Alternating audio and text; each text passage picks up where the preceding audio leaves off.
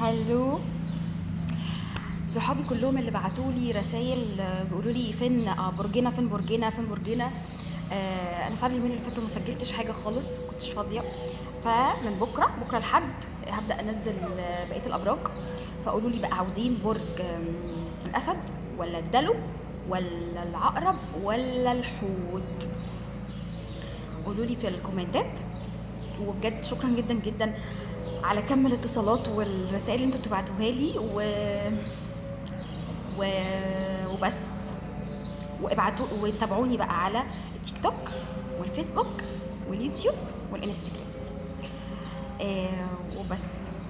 وعايز اقول لكم شكرا جدا جدا. اوكي